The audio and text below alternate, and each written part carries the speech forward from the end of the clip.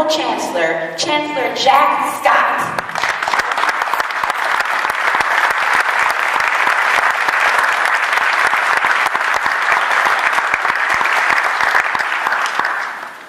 So immediately, Compton College was faced with a crisis.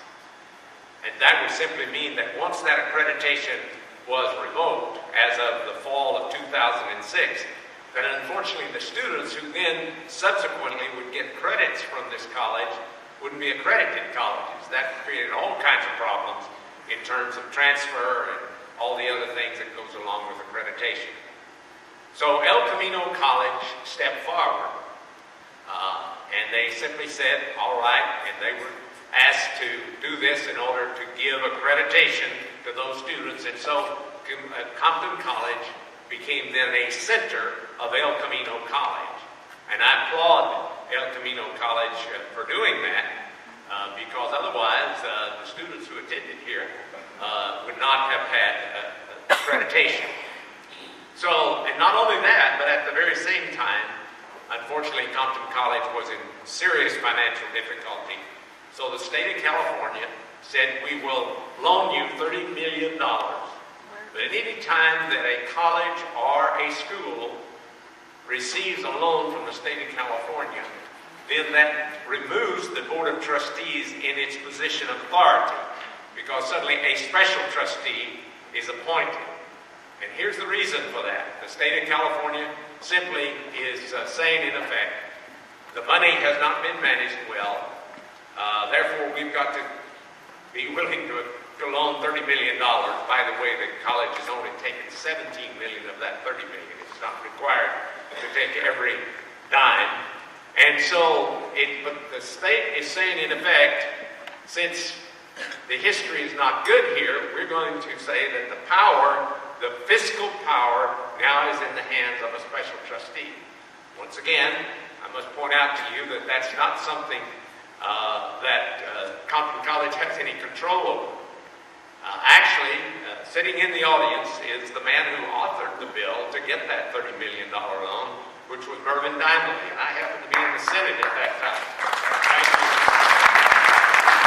It is my privilege to introduce to you at this time Dr. Genethia Hudley-Hayes.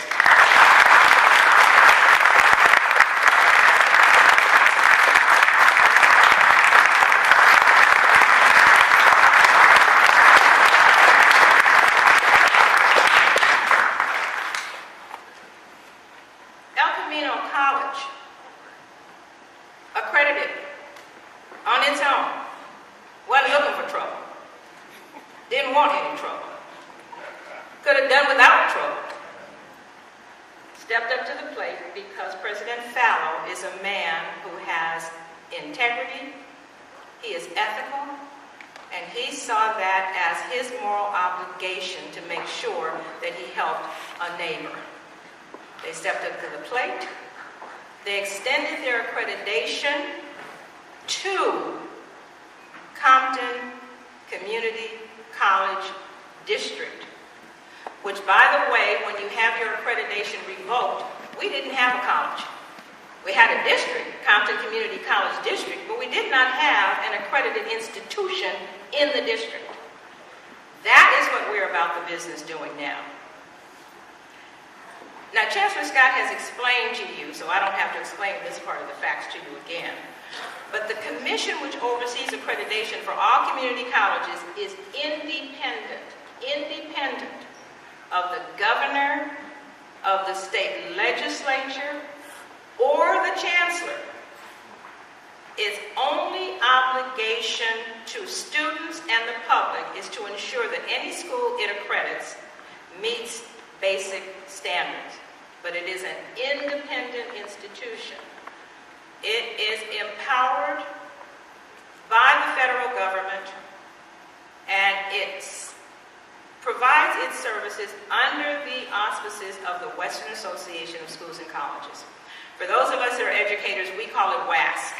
And people always talk about WASC this and WASC that. That's the Western Association of Schools and Colleges. So, what are the real facts? Had it not been for a 2006 agreement for a near nearby college to adopt programming at the Compton Community College District, the district would have closed the doors. Where does that leave us right now? Compton District has no school. We are the landlords. We have buildings, we have a maintenance staff, and we have this fabulous campus, but we don't have an accredited institution. All the student services are offered by El Camino. And until accreditation is regained, and not really regained because we're trying to accredit actually a brand new institution, Compton can't engage in any activities that require status as an accredited institution. That authorization comes from Chapter 50 of AB 318. And quite frankly, here's another fact that you're not going to like. If we get rid of El Camino, then we as the patient on life support, we are dead. Because the plug is pulled and life support is over and we don't have accreditation and we can't breathe on our own.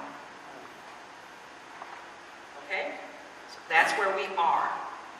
Please join me in welcoming the Honorable Mark Ridley Thomas.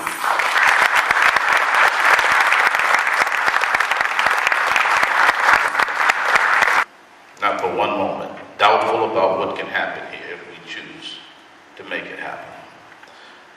I noticed in some of the remarks there were 2 institutions in the southeast portion of the county of Los Angeles that were closed around the same time. One was a healthcare institution with a national imprint, and one was an education institution. The healthcare institution is known as the Martin Luther King Hospital. People wrote that off. When the hospital closed, somebody said it feels like Dr. King died all over again.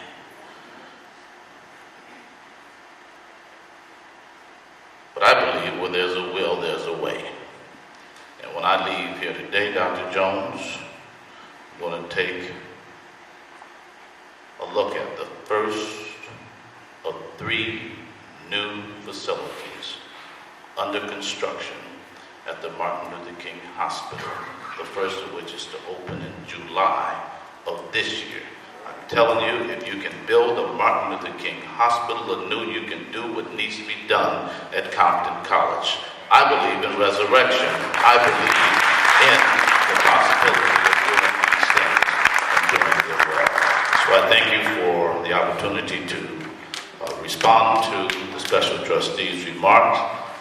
Let's just do what we have to do to distinguish ourselves yet again. God bless you.